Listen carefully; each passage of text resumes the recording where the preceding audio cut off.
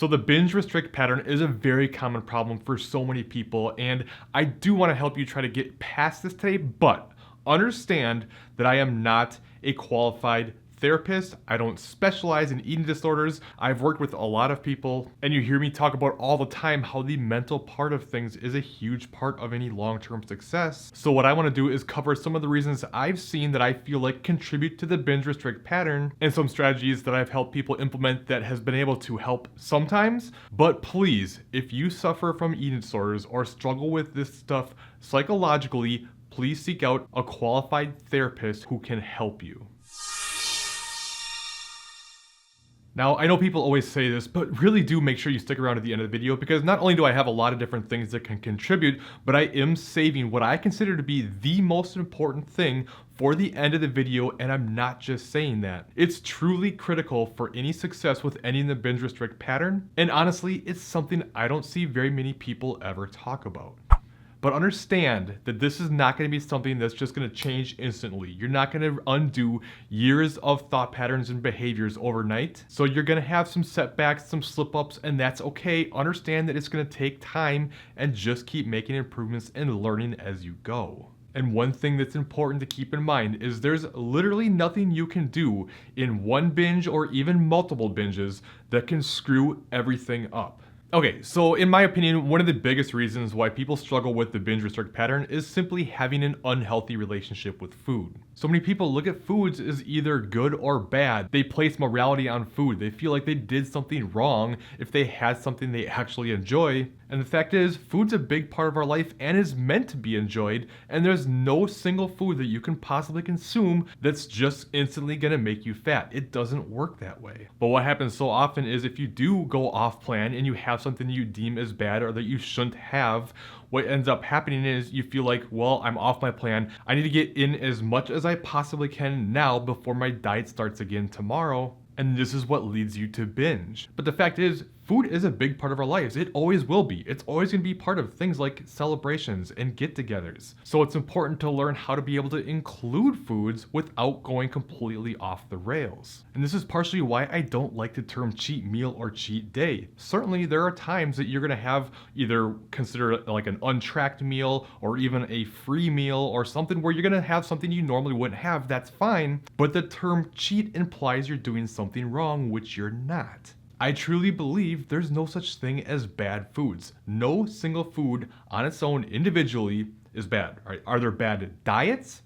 Yes, I do believe so. Like for instance, if you were to have a diet that was absolutely nothing but donuts, probably not the best diet ever. But does that mean if you have a donut and fit it into your day and work around that it's somehow bad and gonna make you fat? Of course not. And this is also why your dieting style matters, because so many diets out there is just a list of foods you need to avoid. But this doesn't teach you anything about food. All it does is teach you to have a poor relationship with food. If it's on the list, it's good. If it's off the list, it's bad. And again, you fall down that same trap of feeling bad or guilty about having some foods that you actually enjoy.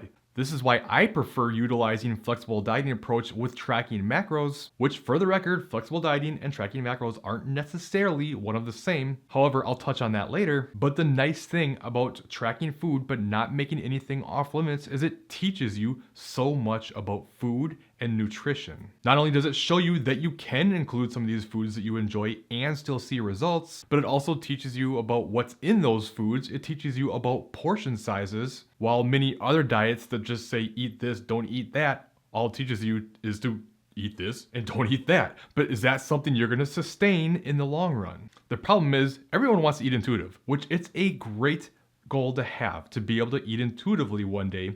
But how can you possibly be intuitive if you have no clue what's in the foods you eat? So taking the time to build this knowledge base, in my opinion, is super important for any long-term success. It's just so important to remember that this has to be a lifestyle, and I don't know about you, but I'm not trying to live a life that doesn't include pizza and ice cream. Just remember though, that flexible dieting simply means allowing yourself to be flexible with your diet. Tracking macros and allowing yourself to have whatever you want within these numbers is a good way to start for a lot of people, but you don't have to track macros to be flexible. And what flexible dieting certainly isn't is being 100% perfect every single day, tracking down to each single gram, is quite frankly, this often creates the same thought process around looking at things as good or bad. If you hit your macros, you're good. If you were off even a little bit, you were bad. It doesn't require that level of perfection, and this tends to create the same all or nothing mindset. Okay, another huge reason I see a lot of people struggle with the binge restrict pattern is by placing way too much value on body image and body weight. It's probably one of the biggest reasons for this fear of weight gain, judgment, or whatever else it is that makes us feel like we need to endlessly restrict. And while it's certainly important to live a healthy lifestyle, also understand your physical body, and especially your weight, doesn't make you who you are or is what's important in life. And trust me when I tell you, nobody else cares what you look like. They really don't. I started dating my wife back in 1996, and I'm telling you, I've been all different shapes and sizes throughout that period of time. And she's loved me whether I was skinny, whether I got myself too overweight, or whether I was completely shredded. And anyone who truly loves you will feel the same way about you, and if they do judge you, that's probably not someone you want in your life anyway. Now, what I'm about to tell you may sound bad, it may sound negative, but I'm telling you, this is a really good thing, but you're just not that big of a deal. Again, don't take that wrong. I'm not either. All eyes are not on us everywhere we go. Not everybody else in the world is trying to look at us and judge us every single moment of every single day. And I'm telling you, this is one of the biggest things that actually helped me was I finally just told myself, stop worrying so much about what other people think. You're not that big of a deal, dude. Like, get over yourself. This is what I was telling myself, and this is something I would highly recommend for you as well. Do you think you're that big of a deal? If not, then stop worrying so much about what other people might think about you. Especially considering pretty much everyone's too worried about what everyone else thinks of them to be concerned about you. Either way, no matter what, I just don't want you spending your whole life putting so much pressure on your body image and worrying about this stuff. It absolutely destroys people, and I don't want that for you. Just please, don't try to get in better shape to try to love yourself. Love yourself enough to live a healthy lifestyle. Regardless, I promise, until you learn to be okay with gaining a little bit of weight here or there, this is something you're always going to struggle with. You need to understand it ebbs and flows. You're not always going to be the leanest you can possibly be, and that's okay. And we got to stop being so afraid of gaining a little bit of weight or feeling like we need to live up to these crazy standards that society gives us or that are displayed on social media or whatever else. There's just nothing more freeing than looking past body weight, body image, and enjoying the extra flexibility and balance that comes with life if you aren't putting so much pressure on it and starving yourself all the time. Which perfectly leads me to the next topic I want to talk about when it comes to ending the binge restrict pattern. And that's going into a reverse diet where you gradually increase your calories over time to allow your metabolism to improve, as well as get things like hunger hormones in a better place. Because especially if you do have a long and extreme history of dieting, your hunger hormones are going to be in a terrible place. And food literally tastes better this way. Like, the leaner you are, or the more extreme you've been dieting and the longer you've been doing it, the better food tastes. And I'm dead serious when I say this. And when your hunger hormones are like this, it's really hard to stop eating. You're hungry all the time. You never want to stop eating when you do eat. And this is because of these hormones being out of whack. And this, of course, is a big part of why you struggle with binging, even beyond just the mental side of things. It's your body having a normal physiological response to dieting. This is what it wants you to do. It wants you to gain that weight back. However, make no mistake, the mental part of things is just as important. And let's be honest, you're probably not going to be able to end the binge restrict pattern if you're constantly on low calories. It's just really hard to work on your relationship with food and including foods you enjoy when your budget, so to speak, of calories is really low. You just don't have any room to be flexible and actually stay on plan. So reverse dieting, getting your calories up into a better place and your hormones into a better place is likely going to be a big part of ending the binge restrict cycle. You have to take the time to learn to be okay with eating more. And you want to take this time to focus on all the mini positives that come with it, like being able to enjoy more food, more balance and flexibility, feeling better, recovering better, probably sleeping better, having more energy. In fact, some of my favorite messages that I get are from people who say, hey, like, yeah, maybe I'm a little bit heavier than I'd like to be. Maybe even a little bit more than they want to be. But they're so much happier now because they aren't constantly placing so much emphasis on body weight or body image. They're enjoying that they get to eat so much more food and they aren't pressured by it. They don't feel bad when they enjoy foods that they like, and they aren't constantly stressed out about these things. And after all, shouldn't we be doing what we're doing because we want to be happy?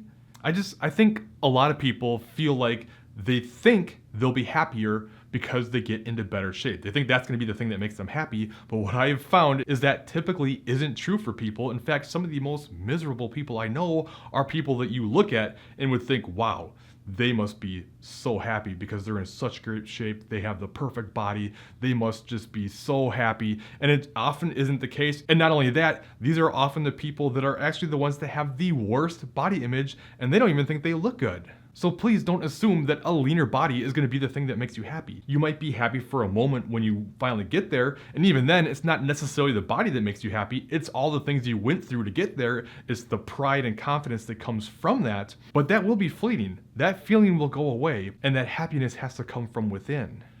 Okay, I will end that rant. I just think that's so important, and it's so overlooked. But anyway, another thing you can do, especially this is for more when you're in an actual cutting phase, and that is make sure you're including things like refeeds, or more specifically consecutive day refeeds, and also including diet breaks, which is basically, for a simplification, is kind of like doing a refeed for a week or longer, or basically eating roughly around maintenance calories, and you do this for a week or two, if not longer, and this helps keep your hormones and metabolism in a better place. This gives you the mental benefit of being able to enjoy more food, and it just really helps the process. So many people look at diet breaks as some sort of setback, and that couldn't be further from the truth. All right, they are very helpful. They could be the very thing that allows you to get where you want to be, and we just have to think big picture, which in the big picture, these diet breaks help significantly. Which, by the way, if you want to find out more about what diet breaks are and how to use them, I have a link in the description that you can check and watch after this video is done. Okay, I know this is getting a little long. Hang in there, we're getting there, and I do still have some important things to talk about, including the thing that I think is the most important thing that almost nobody else ever talks about. So one thing you've probably never thought about that keeps so many people stuck is this need to remain consistent with the way you see yourself. What I mean by that is if you're someone who sees himself as someone who binges, then you're more likely to binge. It can even get to the point where it can go to the extreme on either side. So what I mean by that is, let's just say you view yourself as someone who is a binge eater, and now you've gone a long time without binging. You start thinking, well, no, wait, this is too far away from the normal. I'm a binge eater. Let me get myself back to the way I see myself. Or if you even start binging too much and going too much out of control, you'll reel yourself back in because you're like, okay, I'm a binge eater, but I'm not just someone who just overly eats all the time. We have this tendency to view ourselves certain ways, and we even identify with ourselves with this, and this can be very dangerous because even if it's an identity that you don't want or like, just because you identify yourself this way, you never like to lose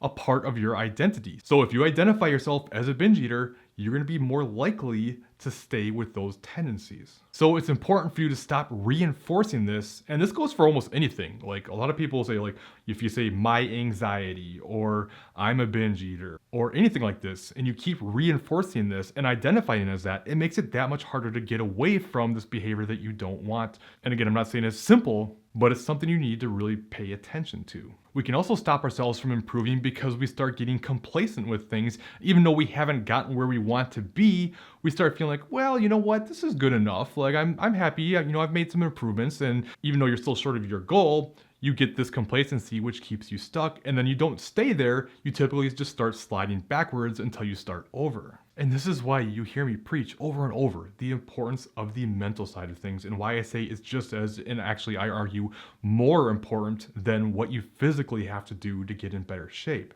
Trust me when I tell you, you can do tons of stuff that is wrong and get in fantastic shape if you just keep going, if you don't give up and you stop convincing yourself you can't do something. But if you get too emotionally connected to everything like results and everything else, then it doesn't really matter what you're doing if you can't keep doing it. Alright, as promised, I saved the best for last here. What I'm about to tell you is the most important thing, in my opinion, to end the binge restrict cycle. You have to stop restricting every time you binge. Seriously, this is so important. Typically, what do? We think, well, to end the binge restrict cycle, I have to stop binging. We never think about the restricting part. It's just, don't binge anymore. Please don't binge anymore. Please don't binge anymore. Why do I keep binging? But we never look at the restriction part. But it's actually stopping the restriction that's more likely to help stop the binging. This is because mentally it puts you in a better place when you're just looking at getting back on track and not beating yourself up and judging yourself and trying to make up for anything that you did, because this just continues that pattern.